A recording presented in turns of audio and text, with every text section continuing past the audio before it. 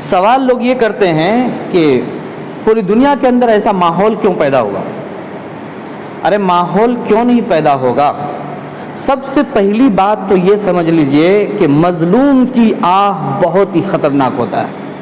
اس لیے آپ صلی اللہ علیہ وسلم نے فرمایا کہ مظلوموں کی بد دعا سے بچو، کیونکہ مظلوم کی بد دعا اور عرش الہی میں کوئی آڑ نہیں ہے۔ مظلوم کی بد دعا سے عرش الہی ہل جاتا ہے، اللہ فوراً مظلوم کی فریاد کو سنتے ہیں۔ ہمارے ملک میں اتنے سارے حادثات ہو رہے ہیں، اتنی موب لنچنگ ہو رہے ہیں، ایسے لوگوں کو ستایا جا رہا ہے۔ ایک آدمی کو دیکھ رہا تھا کہ ان کے پہلے انگلیوں کو کاٹ دیا، اس کے بعد ہتھیلی کو کاٹ دیا، اس کے بعد گلا کے اوپر چھری مارا، پھر گلا پہ تلوار مارا، ایک مسلمان کو تڑپا کر کے مار دیا۔ ان کی آہ کا کیا ہوگا؟ دنیا انصاف نہ کرے، اللہ انصاف ضرور کرے گا۔ جو سارے کائنات کا مالک ہے، جو ہوا چلاتا ہے، پانی چلاتا، پانی بھیجتا ہے، پانی زمین سے نکالتا ہے، میٹھے میٹھے پانی پلاتا ہے، جو زمین سے اناج نکالتا ہے، جو اتنے بڑے آسمان کو بنایا ہے، ہر ضرورت کو جس سے زندگی کا وابستہ ہے، ہماری زندگی جس سے بچی ہوئی ہے، وہ صرف اللہ ہی اس کا نگہبان ہے، اللہ ہی اس کو بھیجتا ہے۔ مثلا پانی کی ضرورت پڑتی ہے ہمیں، پانی کون دیتا ہے؟ ہوا کی ضرورت پڑتی ہے، ہوا کون بھیجتا ہے؟ کھانے کی ضرورت ہے، کھانا کون بھیجتا ہے؟ سونے کی ضرورت ہے، نیند کون ڈالتا ہے؟ رات کون پیدا کرتا ہے؟ دن کون بناتا ہے؟ اور ہر ایک چیز اللہ کی بنائی ہوئی ہے۔ آج ہمارے ملک میں ایسا ظالم حکومت آیا کہ سارے لوگوں کو قید میں ڈال دیا، مصیبت میں ڈال دیا۔ تجارت کرنے والا ہو، کھیتی کرنے والا ہو، مزدور ہو، جو بھی ہو، ہر آدمی اپنے اپنے کام میں پریشان ہو گئے۔ جب اتنا ظلم بڑھ جائے گا، مدرسوں کو پریشان کیا گیا، مسجدوں کو پریشان کیا، مسجد والوں کو پریشان کیا، مدرسے والوں کو پریشان کیا، اور اس کے بعد بڑے بڑے دفتر میں رہنے والوں کو پریشان کیا، کاروباریوں کو پریشان کیا، ٹیکس اتنا زیادہ جوڑ دیا، مہنگائی اتنی آسمان پر پہنچا دیا۔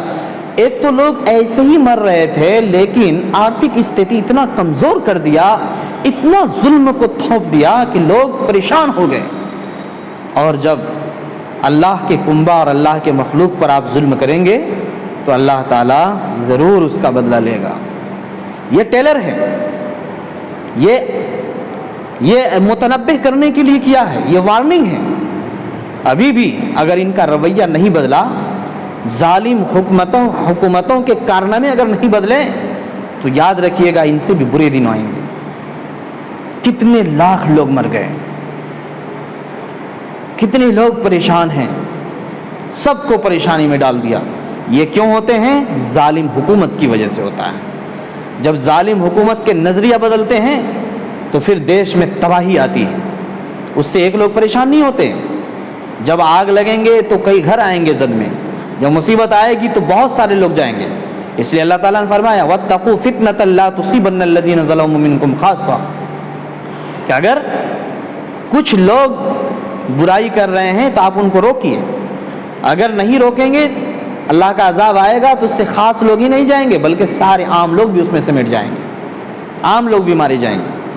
اور ایسا ہی ہو رہا ہے۔ اس لیے ضروری ہے ظالم کی مدد کرنا اور مظلوم کی مدد کرنا، دونوں کی مدد کرنے کا حکم آپ صلی اللہ علیہ وسلم نے دیا ہے۔ مظلوم کی مدد یہ ہے کہ ان کا ساتھ دیں، اور ظالم کی مدد یہ ہے کہ ان کو ظلم سے روک دیں۔ اگر ظلم سے نہیں روکیں گے تو پھر ابھی پوری فلم باقی ہے، پھر پوری داستان، پورے واقعات باقی ہے، اموات کا ڈھیر لگ جائے گا۔ اس لیے میں مسلمانوں سے خصوصی گزارش کرنا چاہتا ہوں کہ گناہوں سے بچیں، اپنے آپ کو عبادت سے جوڑیں، اللہ کی طرف متوجہ ہو جائیں، اللہ کے سامنے روئے گڑ گڑائے، دیش کی سلامتی کے لیے، اپنی حفاظت کے لیے، امت مسلمہ کے لیے ہمیشہ دعا کریں، دعا کی کثرت کریں۔ دعا سے بہت دور لوگ بھاگ رہے ہیں، ہاتھ نہیں اٹھ رہا ہے، مال ہے، اسباب ہے، مکان ہے، گاڑیاں ہیں، دعا کی کیا ضرورت؟ نہیں، الدعاء مخ العبادہ، دعا عبادت کا مغز ہے، اس لیے زیادہ سے زیادہ دعا کریں۔ السلام علیکم ورحمۃ اللہ وبرکاتہ۔